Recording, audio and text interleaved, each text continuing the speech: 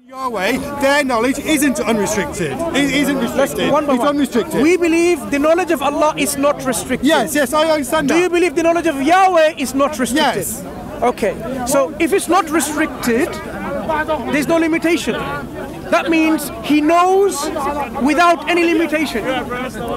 Right? Right. Of course.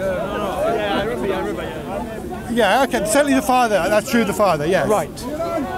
If you have a being who has no limitation in the knowledge, is his knowledge perfect or imperfect? I don't think it makes sense to call knowledge perfect or imperfect. It doesn't make sense to me. Knowledge is knowledge. When I say complete, if you have knowledge of everything, it doesn't make sense to call it perfect or imperfect. Knowledge is knowledge. Do you know anything about perfect love? There's no such thing, is it? Now you will say there is no such thing as perfect love. There is no such thing as perfect knowledge. There is no such thing as perfect forgiveness. There's no such complete knowledge. There's complete knowledge. I agree with complete knowledge. Yes. So if something is complete, Yahweh has complete knowledge. Allah has complete knowledge. Complete. In as much as they exist at all. So he has no deficiency. You believe Allah exists. So he has no deficiency in his complete knowledge. Because his knowledge, he has no deficiency in his knowledge. Right. That's what I mean by perfection. Yes. For you to make it simple, right? Right. So we invite you to worship God, Allah, who is perfect, complete in His knowledge, complete and perfect in His attributes. Right. Rather than someone who can be ignorant, weak, someone who doesn't know what he's doing. I made the point that ultimately the Muslim concept of God is illogical, and I gave my reasons. I didn't explain it that well, but I tried to give my reasons why I believe that. Right. And you were trying to respond to that. Try again. And your issue about knowledge doesn't respond to that. I would like you to give you the opportunity.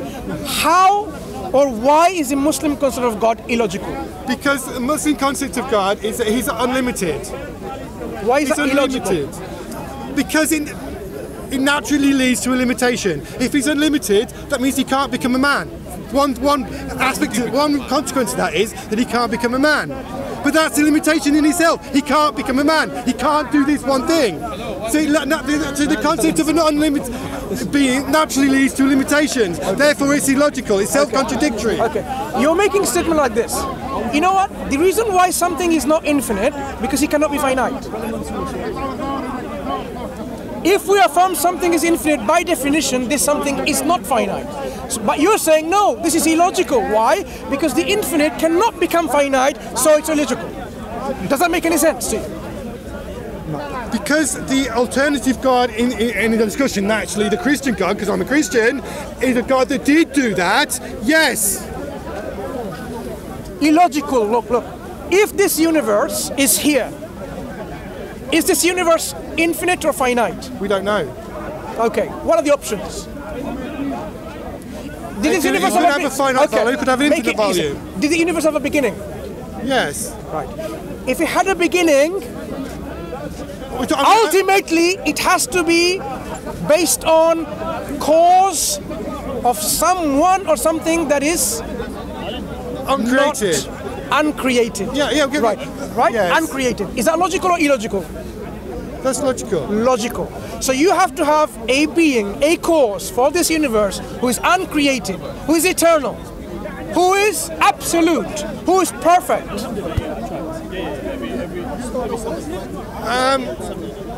Just because I believe the cause might be absolute and perfect doesn't mean that philosophy tells me the cause has to be absolute and perfect. Has to be. No. If it's not absolute, then it's dependent on something else, right? Well, okay, now you've given a definition of the word absolute that I'm sure I don't think I would have given. Is God dependent or independent? For what? For anything. And everything. For most things, God is independent. Is it? So for most things, that means He's dependent for something. There might be some things which I can think of which He's dependent for. God is dependent on something. No, I said there might be some things which I can think of. Like what? Well, certainly when Jesus came to earth, He was dependent on His Mary to give Him food when He was a baby. So now as you realize, if you remove Jesus' incarnation, everything seems to be, you are redefining logic, you are redefining perfection, is because you have a problem with Jesus becoming like that. If that was the case, and you viewed it differently. Actually, look, infinite is infinite.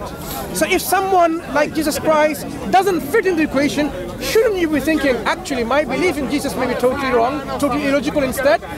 You are redefining logic, redefining perfection, redefining infinity, just because you have Jesus Christ who has done all of that contradictory to the logic and rationality. Well, one thing I know is I'm a limited human being, and if I'm to learn about God, God has to reveal himself to me. And when I look in Jesus, I see that's what God has done. When I look at the Bible and I look at Jesus, that's what I see God doing, revealing himself to me.